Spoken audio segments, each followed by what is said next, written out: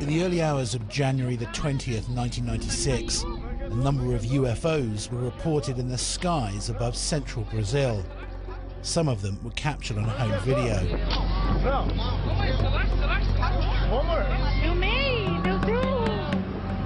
Then, in a bizarre twist, reports started emerging that one of these UFOs had actually crashed near the town of Varginha, and that the local military had recovered some alien bodies.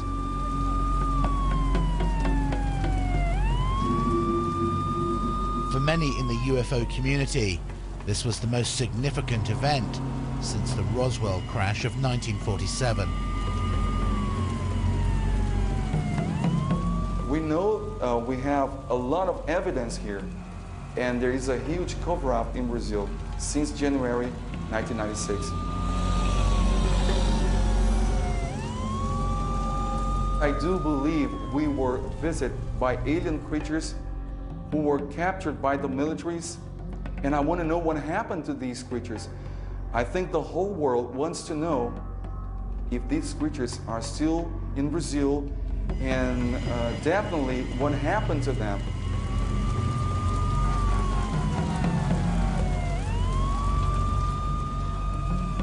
It's just unbelievably undeniable.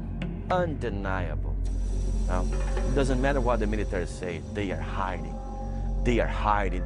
They do have captured aliens in Brazil alive.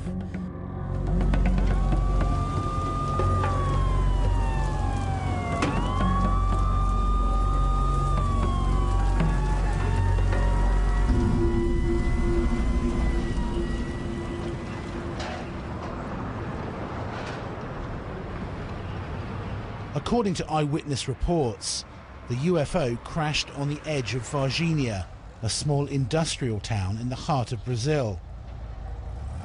Well, about 2 a.m. in the morning of the January 20th, some satellites from the United States detected an object entering Earth's atmosphere.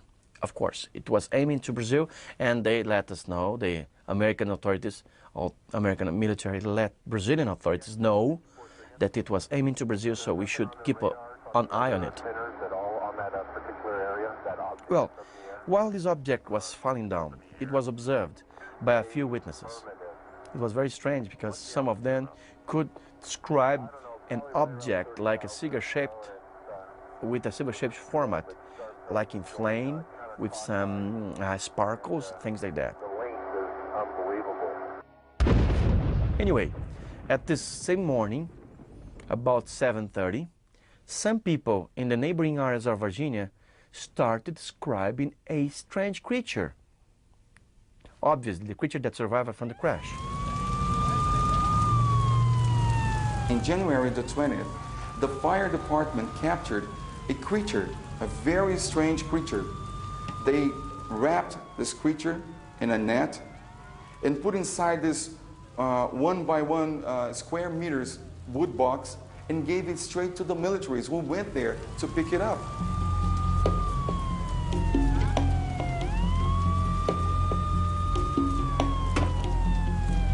They said it was a terrible smell of ammonia, burning the noses, they couldn't breathe, and it was a very ugly creature. One of them told me that he would like to see me in a room for 1 minute facing such a creature like that, because it was so ugly. And it had 3 fingers with long and very strong nails. One of the creatures in the military facility scratched one of the tables, wood table. You should see what happened to the table when one of the creatures just scratched it.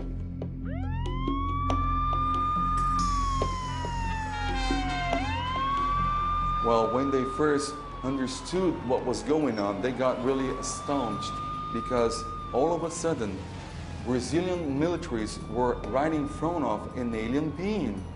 They just got so surprised, because they never thought an alien being could be like that. They were really astonished, and they were afraid of getting some disease from it.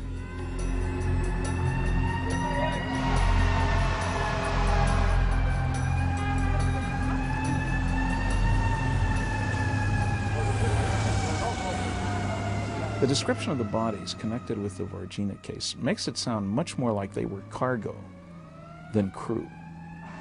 They seemed to be woozy, they didn't have any clothes, the little horns, the color of the skin and stuff. Their reactions did not imply particularly high intelligence. Now, who knows? Maybe this was a crew from a different place, and we don't know what their mental capabilities were or something like that. But you just don't get the feeling, looking at the drawings that have been made, the testimony of the witnesses, that we're dealing with particularly sophisticated aliens here. And I can imagine a cargo craft that ran into some kind of a problem, pilot error is common apparently, in which these guys were set loose and weren't really the operators of the craft. Clearly something unusual happened, but there are a number of alternatives which do first need to be explored. One possibility is that we need to look at the likelihood that we had some sort of satellite re-entry, space debris coming into the Earth's atmosphere at high level.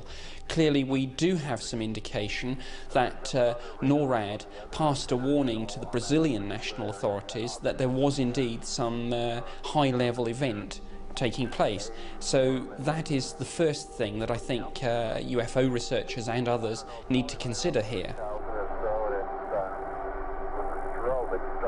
Any time that you have accounts, particularly if there are of sightings late at night, of bright lights seen very close above the ground, a lot of activity going on, what you may be dealing with is the military carrying out some sort of night manoeuvres. Now, you can have military trucks, obviously brightly illuminated with headlights and all sorts of other freestanding lights, for example. You could even have a low-flying helicopter actually hovering very close to the ground or actually indeed on the ground. And in some meteorological conditions, and I'm talking about the wind here, you need not necessarily hear a great deal of noise until you get very close to it. According to reports, a combined team of army and firemen removed something or someone from the crash wreckage and then took them to the local hospital. The reaction of the doctors and the nurses was kind of mixed up because some of them thought it could be an alien creature.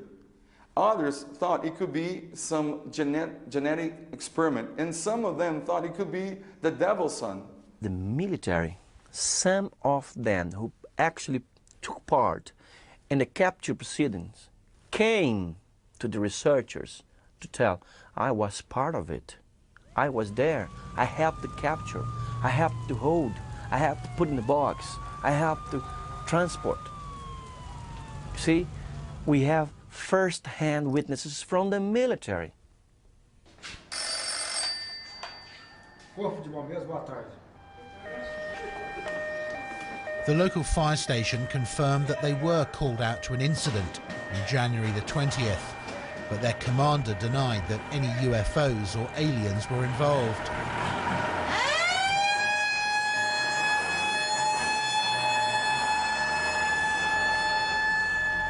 Acho que eu sou muito, não tenho condições de falar. Primeiro que eu estava de serviço no dia, certo? Quem estava de serviço no dia é o sargento chefiando a equipe, né? Mas que pela informação aí que a gente tem, tanto faz como a imprensa, né? Como até o pessoal perito na área de ufologia, é a mesma que eu tenho, que eles têm, né? Mas simplesmente não se trata só do nosso ver, de falta assim, de prova material, se trata só de boatos. Então, o boato para a gente não é lógico, então a gente tem que ver.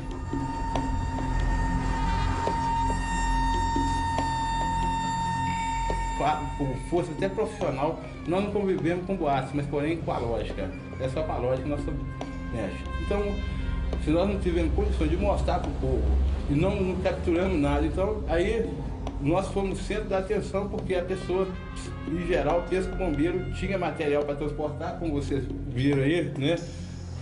Por testemunho, nosso recurso para capturar um ser extraterrestre com inteligência extraterrestre é muito escasso.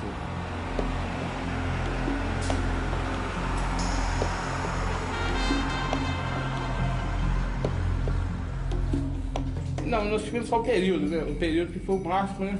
O pessoal procurou divulgar, procurou procurar com a gente respostas que a gente não tinha, né? Coisas que era difícil. Então foi muito interesse que tiveram, porque é uma curiosidade. Nós, povo brasileiro, nós precisamos de heróis e de fato novo. E surgiu um boato que é um fato novo, como foi o chupacabra, né? Que foi comédia até hoje, certo?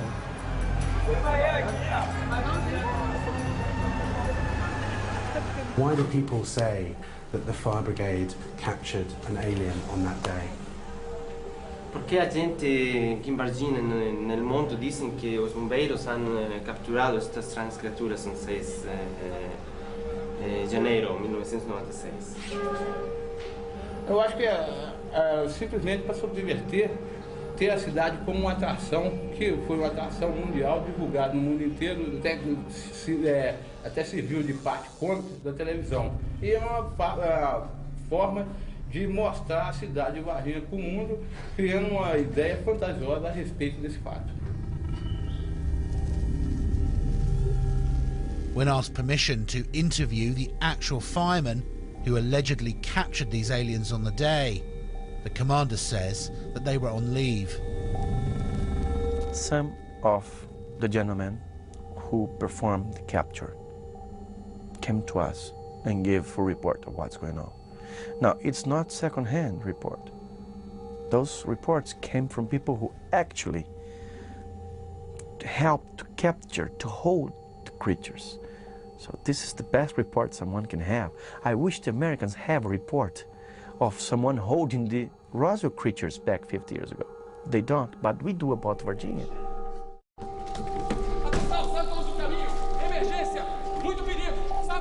One of the witnesses who came forward was a soldier who claimed to have escorted this creature to the hospital. This is a recording of a telephone interview.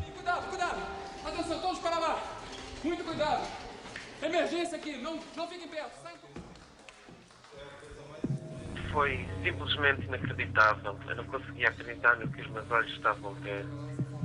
Eles trouxeram uma criatura no extraterrestre numa maca. É estranho, foi simplesmente inacreditável, a sério.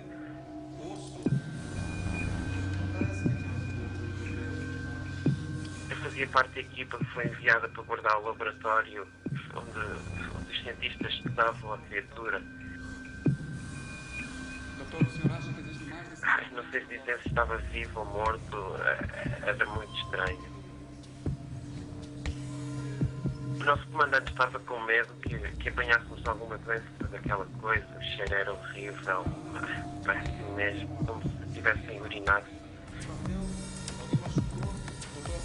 A criatura tinha mais ou menos 1 metro de altura, a pele era castanha, oleosa e brilhante. E aqueles olhos vermelhos, os olhos eram incríveis, enormes, tinha uma garra esquisita como mão. Quer dizer, de maneira nenhuma aquilo podia ser humano, era definitivamente algo extraterrestre. Estive apenas envolvido nisto no hospital. Enquanto aguardava o laboratório, a equipa médica fazia todo o tipo de testes na criatura. Perceber se era autópsia, se estavam a tentar salvar a vida da criatura. Posso dizer que a equipa médica estava tão nervosa e chocada quanto eu. Basta imaginar o quão estranho isto foi, sério, inacreditável. No final, os médicos confirmaram que a criatura, entretanto, morreu. Sério, toda esta experiência foi a coisa mais doida que eu já vi. Sei que parece loucura, mas eu estive lá. Aconteceu de verdade e vi aquela criatura com os meus olhos.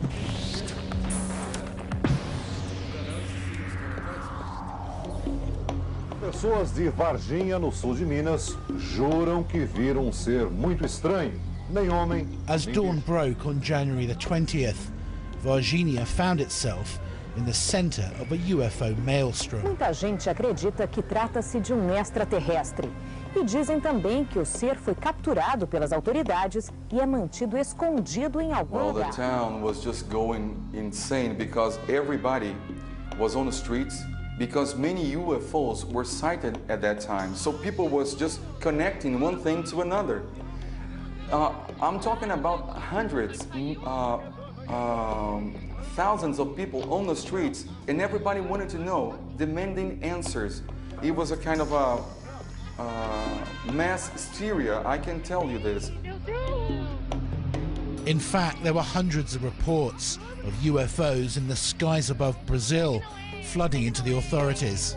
Surge uma novidade importante no caso do extraterrestre que teria aparecido em Varginha, sul de Minas. Uma testemunha militar afirma que a criatura foi mesmo capturada com vida. O Fantástico teve acesso às declarações secretas desse militar. Segundo os pesquisadores que acompanham o caso Varginha, ele sabe o que está dizendo. Mas os pesquisadores acreditam que a grande evidência do caso Varginha é o depoimento de militares que teriam participado das operações de captura e retirada da cidade do suposto ET.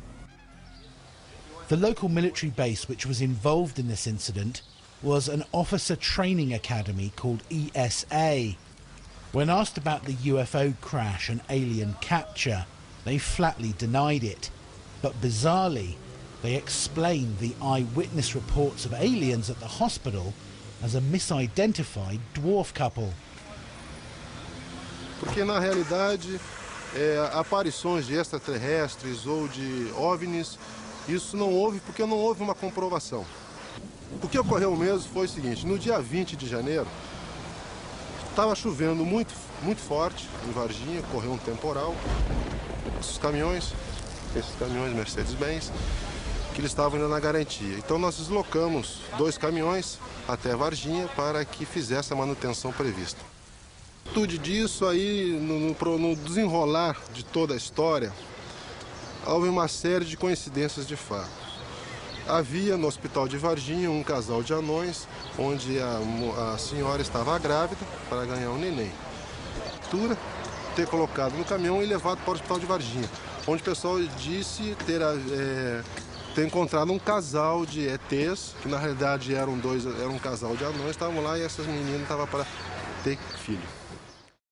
I understand that some of the Brazilian military authorities have said that the whole incident may stem from a bizarre misidentification of an actually a real case which actually involved a dwarf couple being taken, I think, to hospital. Now, I don't know about that myself, but I mean, speaking from my own experience of the military, they are an honourable group of people, and if they say that this took place and that this is the explanation, I think we clearly have to put some store by that.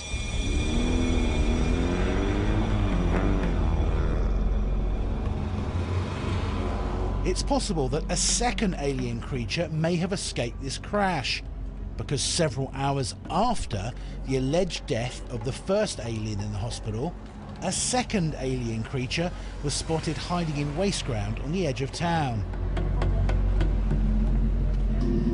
Estava vindo do serviço e resolvemos passar por ali, que é caminho de casa, né? A gente mora no Santana, então era trajeto. E passamos por ali para ir embora para casa, no trio, né?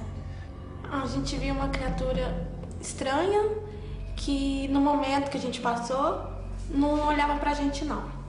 E quando a Kátia gritou, aí que ela olhou pra gente. We asked the girls to tell us what the creature looked like. With the help of an artist, we built up a detailed sketch. Marrom. A pele dele parecia ser muito mole. Porque o sol tava batendo nele, tava iluminando, parecia ser muito mole, tipo no coração, uma coisa assim. Os olhos vermelhos arregalados, as 3 perseveranças na cabeça, veia sobre o ombro. Quando ela olhou pra gente assim, ela passou que tava sofrendo, que tava ansiosa, que tava com alguma dor. Não, assim, foi na hora que eu olhei assim, que eu fixei meus olhos na criatura, foi o jeito, assim, parecia que tava sofrendo. O jeito que ela olhou pra mim. A Kátia e a Liliane saiu correndo. Eu fiquei parada. Aí elas voltaram, me pegou, eu correndo e fomos embora. They saw what looked like a devil. That comes the story. Because this creature had three things in the head that resembled like horns, but weren't horns at all. And it had a brown skin, a brown, like a grease oil all over, and the veins, black, purple veins, were very visible on the upper arm and the neck. The three sisters' description of the creature they saw was remarkably similar to the one given by the soldier in the hospital. The local military commander offered an explanation. Por causa desse temporal que caiu em Varginha, existe lá senhor anão, ele é anão, baixo, ele é bem desfigurado, ele é retardado mentalmente. E por causa dessa chuva ele havia se machucado muito, né? Porque não tinha como fugir da chuva e ele estava próximo a esse terreno baldio, onde essas duas meninas dizem terem visto essa criança. Porque realmente, se nós olharmos para esse senhor, ele realmente tem uma aparência que nos causa até um certo constrangimento e uma aflição, porque ele tem alguma disformidade física, né? Ele tem a pele realmente escura. Mal, meu Deus do céu, nunca vi negócio desse. Será que ele tem coração? Tem alguma veia que você conseguiu? Clearly there was something strange there, but there are a large number of strange wild animals in Brazil, and some of them are certainly not creatures with which Western researchers are familiar. It's a large country, and there are all sorts of unusual animals there that may indeed cause someone to say, my goodness, what's that? How sure are you that they were telling the truth? Well, for us, they're telling the truth, because what they saw there, it's not a dog, it was not a... because if you try to understand what kind of animal could look like this, you won't find it, although we have many animals in Brazil. But the oil all over the body, it was shining. The bumps on the top of the head, and also the eyes. Okay, we're talking about a humanoid. So when you're confusing with a dog or with a monkey, you could say, well, it could be a monkey, but it's almost impossible because a monkey wouldn't have those characteristics. One of the other interesting things about the Varginha incident is that if you look at the testimony of the girls who actually saw this creature, they did not use any sort of language indicative of a UFO or an alien event. They actually referred to the creature as, quote, the devil, unquote. And it's very important to realise that witnesses, when they report something like this, will simply dredge something up from their own belief system, their own knowledge, and particularly importantly, their own cultural background. So what we have here, I think, is clearly an incident where something was seen, but this idea that it's necessarily something to do with UFOs and aliens may only have arisen once Western UFO researchers became involved, because that's not what the original witnesses said.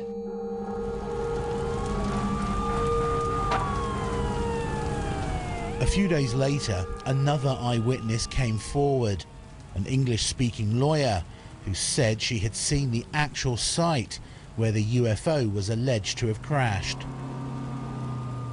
I live about 20 minutes from the center of Varginha, right on the edge of the hills and forests which circles the town. It was about 2 a.m. and I was asleep when I heard a huge explosion coming from outside. It sounded like a bomb had gone off, a huge explosion. When I looked out the window, I could see this huge massive fire and smoke coming from the hillside about 1 kilometer from my house. I really had no idea what had happened, but obviously it was that.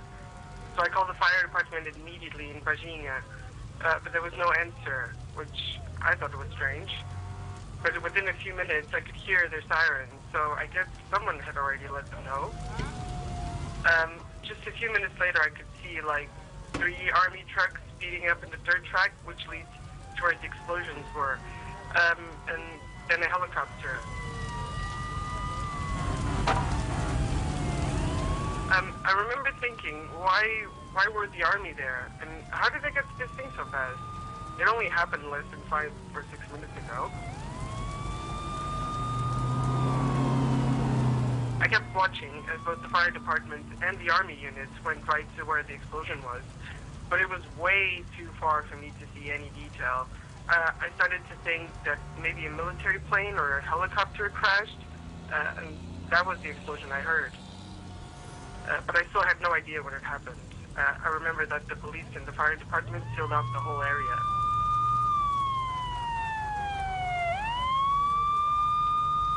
It was only later in the day when I heard the news about these alien things, these creatures in town, and I realized that that might have well been, probably was, the crash site. That's when it all started making sense. I mean, I couldn't see much, just fire and smoke and stuff, but something crashed out there. I can 100% confirm that.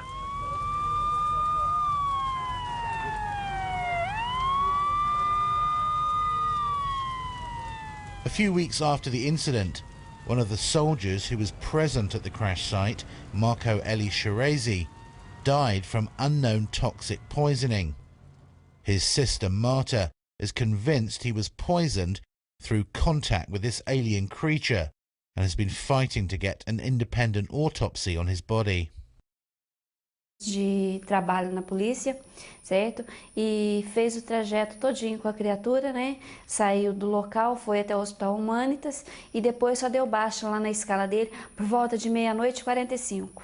Só que na hora que meu irmão fez a captura lá, ele podia ter simplesmente encostado, porque certos exames que eu tenho acusa que foi contagiado por pele.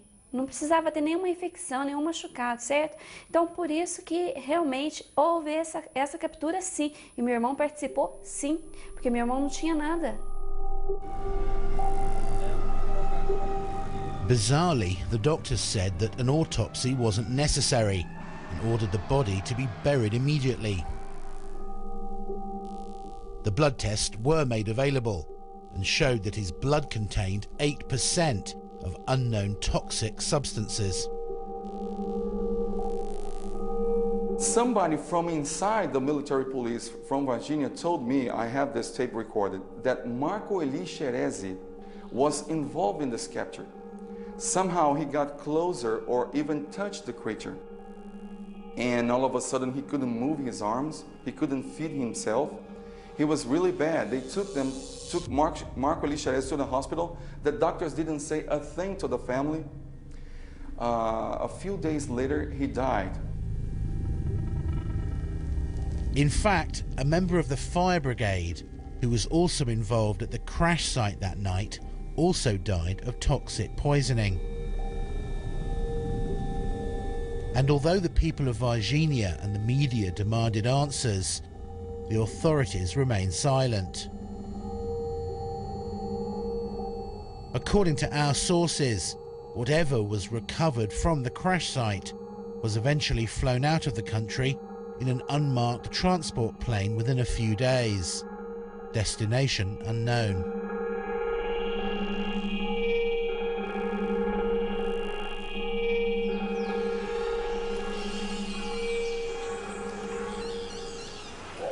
And that should have been the end of the so-called incident in Brazil, except that a few weeks later, another alien creature was reported in the town of Varginha, this time at the zoo. An old lady spotted a creature very similar to the one seen by the other witnesses. Eu não vou afirmar que vi o ET. Eu tinha saído no alpendre para fumar. E vi uma coisa muito feia, os olhos vermelhos, grande esbugalhado. E a cor dele era marrom escuro, era muito feio. Animal não era, isso eu tenho certeza. What she told us is the creature had some light coming from the eyes because the place was all dark at night. But she could see the face here, a small nose, a little slit as a mouth, only because some light was coming from the eyes of the creature, no pupils. And all of a sudden, the creature was not there anymore. She went inside the place, called her husband and said, listen, we gotta get out of here. Of course, no one knows what she saw, or what she thought she saw. But it's interesting that in the days before this sighting, several animals had died suddenly at the zoo from unknown toxic poisoning.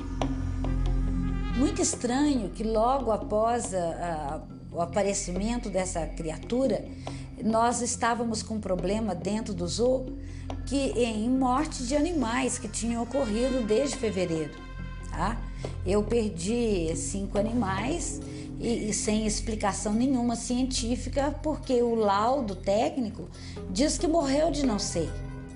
E não é comum. Eu sou diretora desse zoológico há 7 anos e nunca tive um caso desse. So had another alien creature hidden itself away in the zoo, or did Mrs. Klepf misidentify some other animal? You've got a lot of witnesses in this case. I don't think that people are making this up.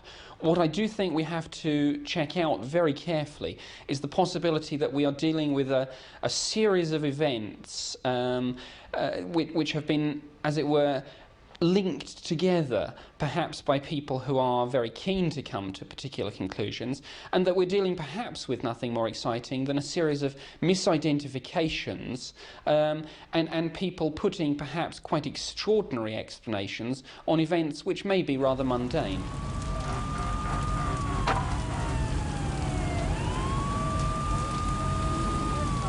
The American journalist and UFO investigator Linda Moulton Howe compiled a detailed report on the incident in Brazil. She's convinced that not only did aliens crash down in Brazil in January 1996, but that both the Brazilian and the United States government deliberately covered it up. They know and have been covering up for at least 50 years that extraterrestrial biological entities are interacting with our planet, have access to backyards, to pastures, and to even bedrooms in the human abduction syndrome. Not wanting people to be aware of that because they're afraid of mass panic, I can understand up to a point. But everything in me says, life teaches you, knowledge gives you strength, ignorance weakens you. I think the entire planet deserves the truth, because whatever the extraterrestrial biological entities are doing, there has to be a reason for a variety of intrusions that have been happening in Mexico and South America in a very aggressive nature. But what is it? That's what we all need to find out. She believes that the Brazilian Roswell has far greater implications beyond Varginha, and maybe even provides the key to what aliens want with our planet. Biggest issue for me after 2 decades that haunts me to this day is what is the motive of extraterrestrial biological entities interacting with this planet. And in any given story and any given eyewitness, you can find yourself swinging, oh, it must be horrible. Oh, it is so good and spiritual. They've healed people. But the government is nervous, and you find yourself swaying. Is it good? Is it bad? Is it neutral? Is it benign? Is it what is it? And I've begun to realize that probably the most dangerous thing that any of us could do is try to box it in any category, because right now I don't know that that's possible, not from a human point of view. My own personal feeling at the year 1997, and that's what it falls into a category, because I can't prove any of this. But it's a feeling or a growing sense that the complexity, the profound level of complexity of what we are dealing with, a non-human intelligence that appears, as government insiders have told me, 1 million years in advance in technological achievement than we are, that's incomprehensible. What they're able to do with gravity, with electromagnetic spectra, it's beyond my ability to comprehend or anybody's ability. Intriguingly, the Brazilian Roswell, as it's become known, is not the only close encounter of the fourth kind that's been reported. There are dozens of detailed files, many of which remain classified, containing eyewitness reports and even photos of alleged alien creatures. I'm convinced beyond doubt that we have recovered aircraft, alien vehicles, that we have made contact with aliens, that we are communicating with them in some way or form, and that we have vehicles and bodies in preservation. I take a clear-cut, unambiguous stand. One, the evidence is overwhelming that planet Earth is being visited by intelligently controlled extraterrestrial spacecraft. In other words, some UFOs, underline the some 18 times, are extraterrestrial spacecraft. Most are not. I don't care about those. Secondly, we're dealing with a cosmic Watergate. That means that some few people within the governments of the United States, Canada, Britain, and undoubtedly other countries have known since July 1947, when at least 2 crashed flying saucers and several alien bodies were recovered in New Mexico, that indeed some UFOs are extraterrestrial spacecraft. 3, none of the arguments made against the first 2 conclusions by a very small but very noisy group of negativists, as I call them, the debunkers, stand up under careful scrutiny. I think that undeniably and unquestionably we have been and are being visited by extraterrestrials, but quite what their motives are and quite what's going on, the jury's still out on that one. We need to know, though. Based on 25 years or so of research and history and sighting analysis, and doing case investigations, film photography, still photography, video, and so on, I've concluded that they are here, whoever they are, wherever they came from, whatever they're doing. Other intelligences are messing around on our planet. And I guess it's up to society to realize that and come up with some sort of a response before it's too late. I think the major reason for reticence to discuss this subject publicly and for the extremely high level of secrecy is embarrassment. I don't think it's so much that they think the public is going to panic, rather that they, the officials in charge of this information, are going to look rather impotent were it known that there are extraterrestrials invading our airspace against whom we have inadequate defense. What really happened in Varginha is still a mystery. On one hand, there are dozens of reliable witnesses, both civilian and military, who swear blindly that they saw alien creatures that night. There's an eyewitness who saw the crash site in flames, and there's a soldier who claims to have guarded the creature inside the hospital. On the other hand, the Brazilian military and fire department deny anything happened and that the witnesses are just misidentified dwarves. I'm pleased to see that, partly because of Roswell as a precedent, that people are taking such an event seriously.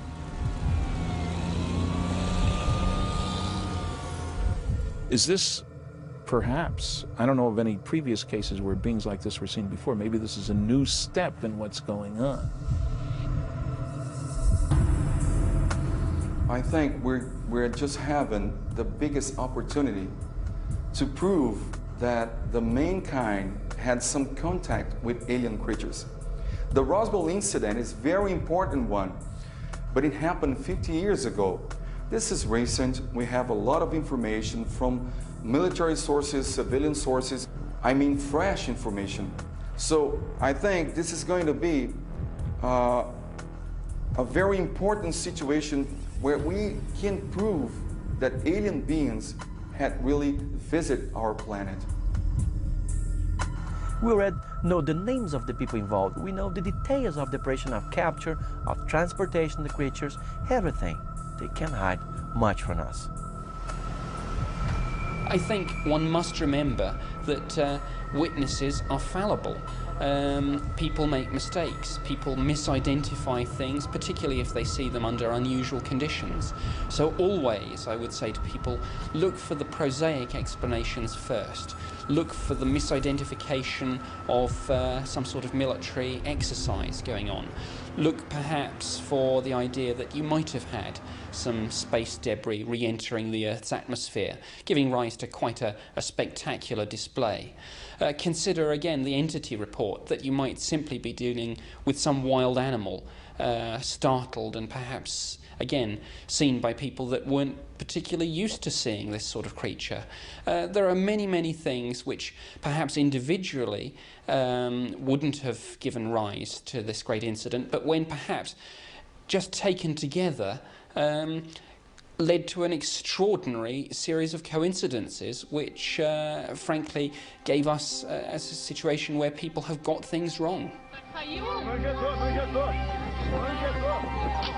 In this documentary you will see miraculous UFO footage that has been authenticated by top UFO. The documentary featured an extensive summary of the footage, the canisters containing the footage, an expert analysis from the likes of Stanton Friedman. One film expert noted in the documentary that the footage came in an old Soviet canister that had information labeled on it that was consistent with info written directly on the film reel. The numbers on the film's header matched the canisters they came. The header of the film had the crest of the KGB on it, and the term for top secret is shown in the first few seconds of this footage and image to the right. Having real-looking alien footage is one thing, but including the original film reel canisters means you are extremely close to proving 100% authenticity. This is something that has traditionally lacked in other more popular alien videos such as the widely known Alien Autopsy or the Alien Interview videos.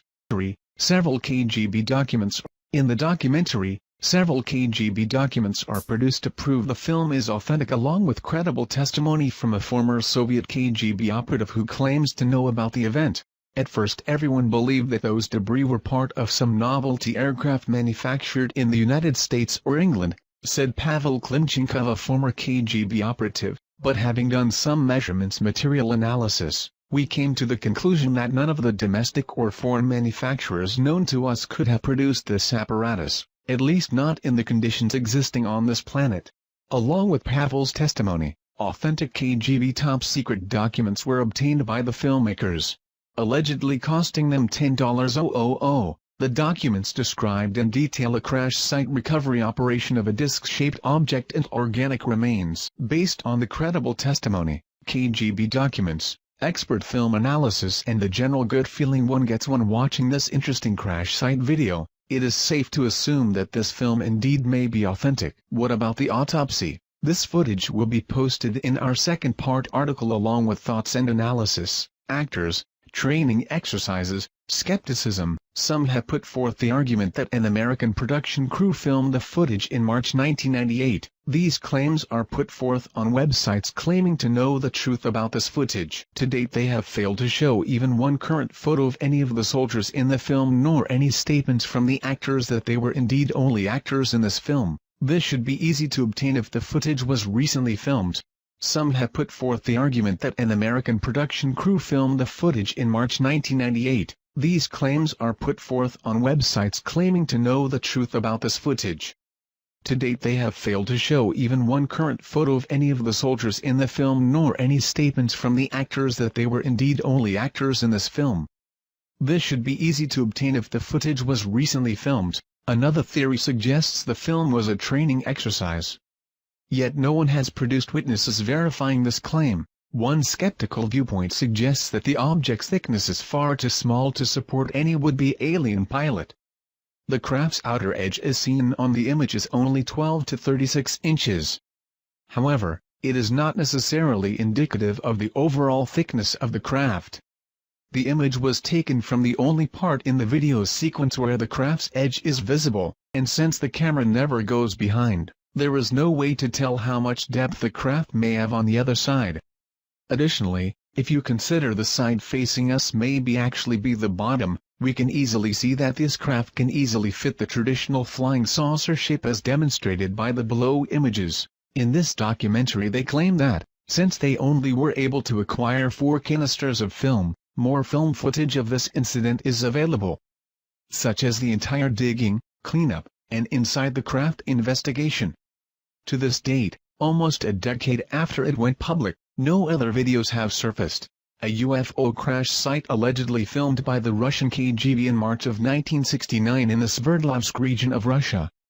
The footage was later obtained by documentary filmmakers who then published the movie, The Secret KGB UFO Files. A film expert noted in the documentary that the film came in an old Soviet film can and the numbers on the film's header match the cans they came in.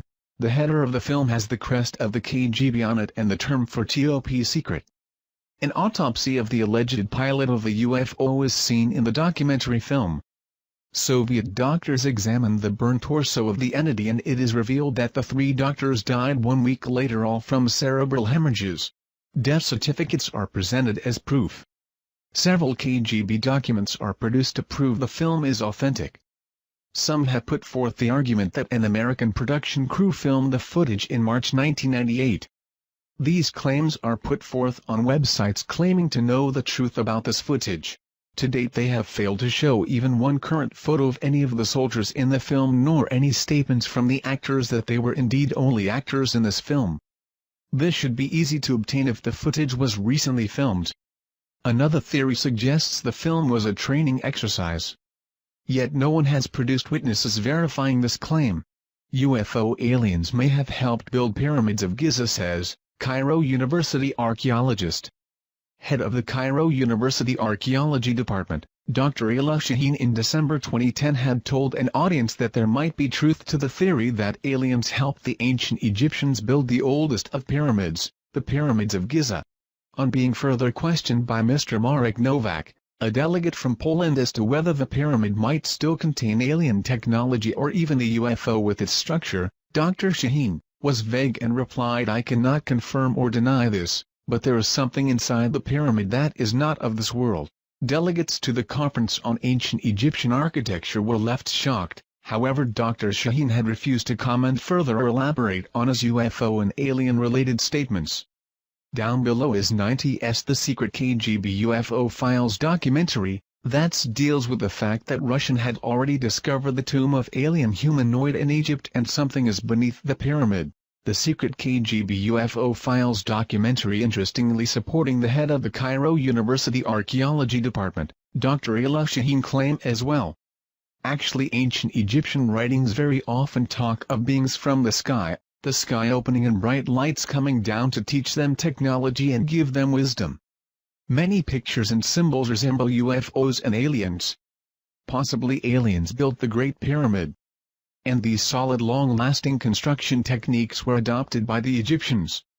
Ancient Egyptian legends tell of Tep-Zepi, or the first time. This is described as an age when sky gods came down to earth and raised the land from mud and water. They supposedly flew through the air in flying boats and brought laws and wisdom to man through a royal line of pharaohs. And of course, this was all thrown out the window when Christianity came along. Keep in mind that the gods were the one and only religion that there was.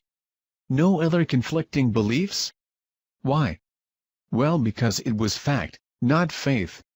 The modern church would have you believe that it's just a myth. But you have to ask yourself, on the edge of Occam razor, what truly indeed is more likely? There has always been the question.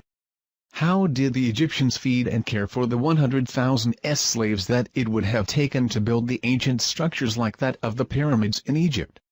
1 minute it is a very backwards country and almost overnight a highly advanced and technological culture sprung into existence. We now have the answer to that very question and evidence that the Egyptians had help, extraterrestrial help at that, thanks to Russia, the KGB, and a top-secret project called Project ISIS. Astrophysicist, neurologist and science advisor in Advanced Propulsion System gained access to the files of Project ISIS. This was a top-secret project brought about by KGB concerning the discovery of the tomb of the visitor in 1961. Up until Sci-Fi purchased this exclusive footage from an agent of the Russian Mafia, it had never been seen outside the top-secret facilities of the KGB. Sci-Fi showed it one time on television, and as it stands today, no evidence of this film or the project is available. Except what we have copies of here given to us by a client that had taped the original show. This video is a powerful documentary with actual footage filmed by the KGB and verified by specialists in the field.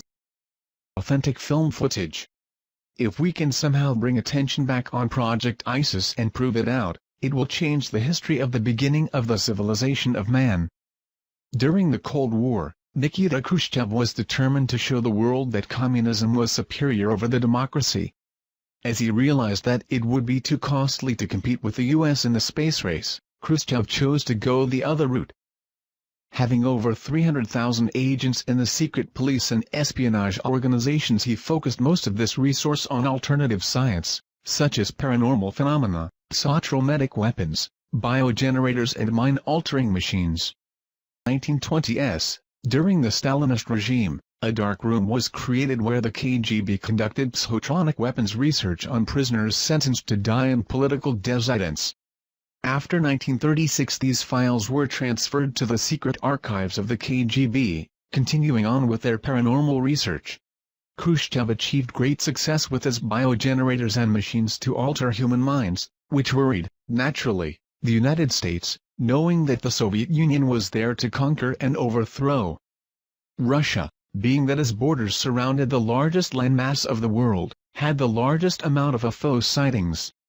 If they could capture one of these flying objects and reverse engineer it, they could have the greatest advanced aeronautical designs. They got lucky in January 1986 when a spacecraft crashed in Dalgorsk but remained intact. The craft was back-engineered and the process was quite successful. But to achieve the most superior advancement in global domination, they went in search for something that was only a rumor or legend. The Chamber of Knowledge in Egypt. If the legends were true, storehouse of knowledge left behind by ancient visitors from outer space was concealed in the Great Pyramid. A team of archaeologists were composed of Egyptologists from the Russian Soviet Academy of Science, was sent to Egypt. The fearing that the CIA would learn of this expedition, the Kremlin operated with complete secrecy. By the late 1950s, Egypt accounted for 43% of all the Soviet aid for Third World nations. When they started the ISIS project, the Soviet military personnel in Egypt was estimated over 20,000. The heavy military presence was used to disguise the efforts of the mission scientists headquartered in Cairo. They would operate under the guise of Arab peasants or Russian officers. To speed things up, in 1959 the KGB recruited professional informationalists to wiretap Egyptian officials. This paid off in July 24, 1960, when a conversation was recorded that would then change myth into reality. The official had been given a call that two Bedouin had stumbled upon the tomb of the visitor. The Bedouin were in the hospital and kept repeating, "The visitor God." At this moment in time, Project ISIS became top priority and all efforts were made to immediately follow up by having the Bedouin show them where they had found this tomb. SEIFI was able to purchase several documents and film footage as to the KGB documentations of their findings. Taken out of Egypt and brought to the secret facility of the KGB was this memo to high-ranking KGB official. My agents had secured the notes of one of the scientists working on the tomb of the visitor findings. Another was the inventory of contents taken from the tomb as follows. Location of finding. Undisclosed, 15 crates of relics, 1 partially mummified body, 1 stone sarcophagus, 8 hieroglyphic samples. Old report from a project scientist that was one of the first to enter the tomb. During the inspection of the wall segment, we noted that a strange magnet-repulsive force seemed to be emanating from the rock. We were unable to find any scientific explanation. Cryptologist report. Partial decoded message on tomb wall indicating a prophecy of the return of the winged gods. The Kremlin took the cryptologist report very seriously. KGB was ordered to determine target locations: planets, stars, galaxies. They had to duplicate the stars as they would have been over Giza thousands of years ago. They finally found it, in the stars and constellation of Orion during the year 10,500 BC. Although it was possible that the builders could have been working off plans of a time before the pyramids was constructed, this was proven not to be the case. Metal and synthetic materials of tomb were determined to be of unknown origin, and the tomb was carbon dated, giving it a dating of 10,500 BC, meaning the pyramid had to have been made at 10,500 BC. Cans of film were purchased by SEIFI through the Russian mafia agent, which originally came from the maximum security archives of the KGB. These cans contain film of KGB filming the process of the tomb and sarcophagus being opened. Sci-Fi had this film analyzed before purchasing by experts in this field. Finding no evidence of fraud, SEIFI purchased cans of film. The documentary is in black and white, showing soldiers entering the tomb without gas masks. As they opened the sarcophagus, you can see toxic fumes escaping and the reaction of the soldiers as they were being affected. It also shows the mummy contained inside. The film shows the soldiers leaving the tomb fast, and then a chemical warfare specialist team comes in with protective clothing. There is talk from one that was there in the tomb, that the energy inside, during the first days of exploration, was very high.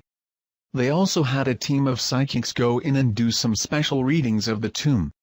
It later goes on to show the KGB and Bedouin loading trucks with crates to be shipped back to Russia. According to KGB documents, researchers began to wonder if the pyramid was designed for one particular purpose. They thought it was possibly a machine, being that it was designed like a three-dimensional triangular depiction of a hemisphere. Their thoughts were there must have been a reason why it was designed for resonating with the planet. Their thoughts went to a prism, and that the pyramids have powers to alter the cosmic rays, that the pyramids are huge prisms capable of concentrating energy, capturing light from the stars, which would initiate a process which would turn the pyramid into an interstellar transmitter. The three pyramids and SPHNIX could be integral parts of an immense machine designed by alien engineers linked by a master control mechanism inside the Great Pyramids. They noted that the passageway goes to main chamber, and above the sarcophagus was a tunnel star shaft. They reasoned that when a specific star alignment occurs, a streak of energy goes down the shaft. Scientists speculated that the radiant energy hitting the sarcophagus could initiate something similar to a cold fusion reaction. The prism structure of the pyramid would then magnify and transfer to the corresponding pyramids. A united beam of energy could erupt, creating a cosmic beacon used by alien starship for future navigation. According to ancient legends all around the world, they all have the same thing in common. The visitors were like men but more like gods. They were giants. They traveled among the stars. They brought us the knowledge. Legends of the first emperors of China were called the Sons of Heaven and made the first pyramids of China. Mexico and Yucatan have similar legends. Starwalkers can be found throughout Egyptian texts and American folklore. The visitors are described as the giants, man/gods, giants or titans. And it seems all cultures may be traced to a single parent civilization. Could it be ET? Later on in the documentary, it shows them working on the mummy, attempting to give it a face and identity. A computer projection of the mummy was made as it laid in the sarcophagus. Experts that were there to observe the fluorescent reconstruction of the face described to Sci-Fi that if they had not been there themselves, they would not have believed what the face revealed after reconstruction. When skull and face was completed, it showed a humanoid type: large cranium, large eyes, small chin, small teeth, but not Earth humanoid, but some being that had to have been extraterrestrial. Later, using underground radar technology, the KBG found a passageway under the tomb of the visitor. Directly below was a large chamber. They believed they found the chamber of knowledge, but was afraid to open the tomb, thinking it could be a Trojan horse, capable of blowing up the entire planet. They decided to seal the tomb, wipe away the location of the tomb, and close the project. It seemed, however, that all were affected by the discovery. Some had personality changes. Some disappeared entirely, others committed suicide, and others no longer could support their old religious beliefs. The first official report of sightings, that we are aware of, was by King Tutkremani about 3,400 years ago. Sightings continued through the ages. Sightings seemed to pick up with man mastered the skies. But when we conquered the inner workings of the atom, the aliens of Orion stepped up their observation with an explosion of UFO sightings that continue up to the present. UFO abduction reports began to sweep around the world in the early 60s. A pattern was developing with nearly all abductees reporting physical examinations, insertion of objects and artificial inseminations. Many women abductees believed they were being impregnated to give birth to alien hybrids. In the last decade, reports such as these have risen dramatically. It may be highly likely that the genetic colonization program that started back in the ancient times has resumed. The question was asked, could they be cloning themselves by implanting their alien genes into human DNA? Are humans being transformed into an alien species through genetic engineering? The ancient Egyptians have always said that our DNA came from the heavens and that someday they would return. Did the KGB discover the truth in the Chamber of Knowledge about the true agenda of the Yet? And what was discovered on the wall of the tomb of the visitor prophesies that they would return. But when? Secrets cannot be contained. Not even KGB secrets. A group of scientists, computer programs, doctors, etc. shortly after the discovery of the tomb of the visitor, came together to discuss the possibilities of this discovery. They fully believed that the visitor was none other than Osiris, the alien king. Thus they gave themselves the name, the Followers, based off the followers of Horus in the Egyptian Book of the Dead. According to Egyptian beliefs, a family of gods came from the stars to Egypt. They were the ones that gave the people of Egypt the knowledge and wisdom. Later they left Earth back to their star homes, except for Osiris. He stayed and taught the followers. It was their duty to protect and keep the ancient knowledge he gave them until his return. The Egyptians were astronomers and fully understood that the stars were the map to the great god Osiris and the afterlife. And followers would secretly come together in their homes to discuss the possibility of the return of Osiris. They believed that the second coming of Osiris would herald a new age for mankind.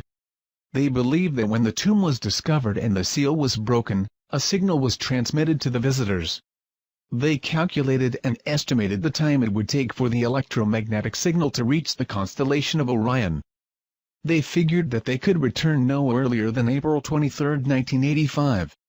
With that time frame in mind, the group left Russia and took off to Egypt, never to return.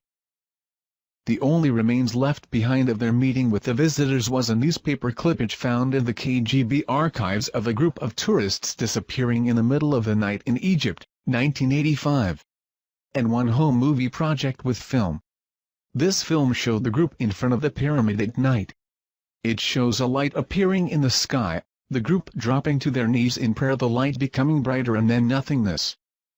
A daughter of parents that were part of this group was shown the home video by the SCIFI team, of which she recognized her parents and burst into tears.